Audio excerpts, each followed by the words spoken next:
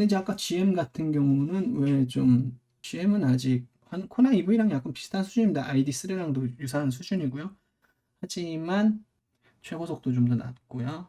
여러 가지로 약간 모자란 부분들이 있습니다. 물론 이제 GM이 어떤 행보를 보이느냐가 중요한데 아직까지 뭐 딱히 소식이 없습니다. GM이. 그래서 일단 GM은 제외를 했어요. 그래서 폭스바겐 같은 경우는 이제 오늘 그 얘기가 나왔더라고요. 이제 전기차 브랜드 이제 현대는 아이오닉으로 전기차 브랜드가 나가요.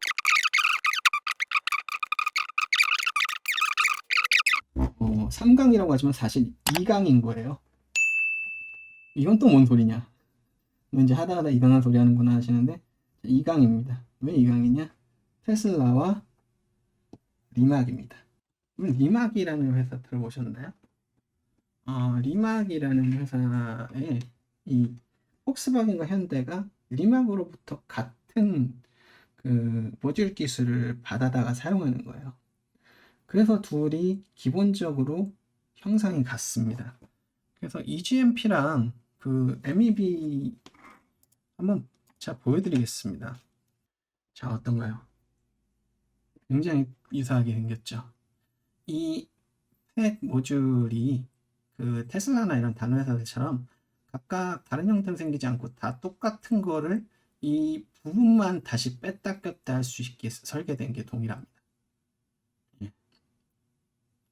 그리고 이제 기본적인 모터 배치나 이런 그 라인 구성이 동일하죠. 예. 왜냐면 똑같이 니막에서 받았기 때문에 그래요. 그런데 이제 현대가 좀 더 불리한 건 뭐냐? 리막으로부터 받는데, 자, 이런 회사입니다. 이게 이제 리막 오토모빌리티고요. 얘네들은 뭘 하는 회사냐? 전기차의 구동 플랫폼이나 차징 플랫폼 뭐 이런 것들 모듈화해서 조합해서 사용할 수 있는 플랫폼 모듈을 개발해서 판매하는 회사예요. 자기들이 직접 차를 제조하진 않아요. 물론 하려면 할 수 있을 건데 아무래도 그렇게 했을 때 테슬라 같은 전철을 밟겠죠. 그렇기 때문에 얘네는 테슬라랑 좀 다른 노선을 선택했습니다. 우리는 B2B를 가자. 테슬라는 B2C를 선택한 거고요. 이 회사는 B2B를 선택했죠. 굉장히 연구에 집중되어 있는 회사입니다.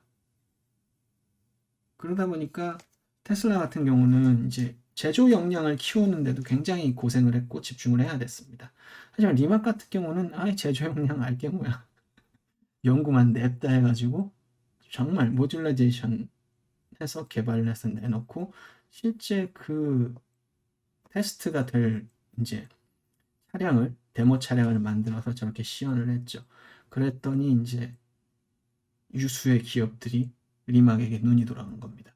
야, 이제 와서 우리가 전기차 시대가 왔을 때 테슬라를 따라갈 수 있을까? 자기들이 생각해봐도 못 따라가거든. 못 따라갈 수밖에 없어요. 그러니까 이제 리막이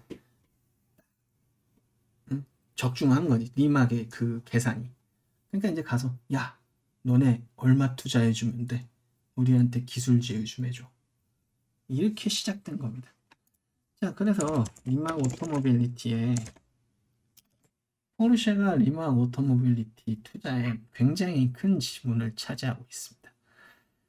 제가 알기로 얘네가 제일 클 거예요. 포르쉐 에이지가. 와, 리막의 지분 24%까지 잡아먹었네요. 굉장하네요. 자, 그리고 포르쉐만 투자를 했느냐? 아닙니다. 또 누가 투자를 했습니까?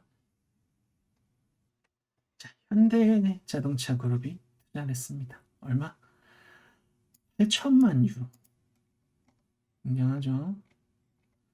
그래서 이제 어떻게 보면은 포르쉐와 현대의 싸움이 됐죠.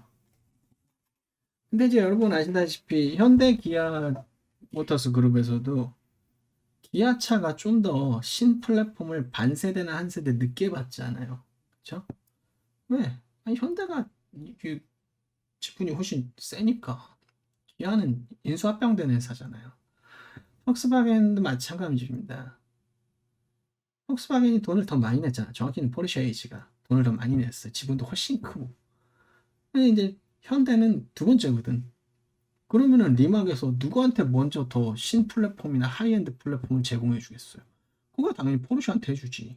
포르쉐한테 내준다는 건 뭔 뜻이야? 폭스바겐한테 해준다는 소리죠. 그러니까 이제 같이 리막, 테슬라 대 리막이라고 했을 때는 뭐 그렇게 크게 이강이라고 볼 수 있겠지만 결국 하나하나의 브랜드를 봤을 때 테슬라, 폭스바겐, 현대의 3강 싸움이라고 했을 때는 폭스바겐하고 현대랑 붙었을 때는 현대가 불리하다는 거예요. 그러나 지금 포르쉐라기보다 폭스바겐 같은 경우 포르쉐 타이칸은 똑같아요. 근데 타이칸은 일반적인 차가 아니에요. 얘는 슈퍼카잖아. 포르쉐라는 건 슈퍼카예요. 물론 이제 포르쉐도 약간 슈퍼카 시장에서 패러다임을 전환하는 회사긴 해요. 슈퍼카라는 거는 다 수제였어. 이탈리아는 아직도 수제예요. 페라리 이런 애들 다 수제라고. 람보르기니 이런 애들. 근데 포르쉐는 뭐예요? 얘는 공장 자동화예요. 굉장하죠. 물론 오더를 해야 이제 저기 공장에서 생산이 들어가는 주문 방식이지만 공장에서 자동화로 찍어내는데 수제로 한 장인들의 손길만큼 동일한 수준의 제품을 내놓을 수 있어요. 그러면서 가격은 얼마? 페라리의 절반. 하지만 라이벌은 누구? 페라리 람보르기니. 대단한 차죠. 근데 그런 애예요. 타이칸도 똑같은 애예요. 얘는 양산차가 아니야. 얘는. 그럼 누굴 쳐야 되냐? 폭스바겐을 쳐야 되는 거야. 폭스바겐 ID3. ID3랑 비교할 수 있는 건 뭡니까? 코나 EV. 개인적으로 ID3랑 코나 EV를 봤을 때 코나 EV가 훨씬 좋습니다. 압도적이에요.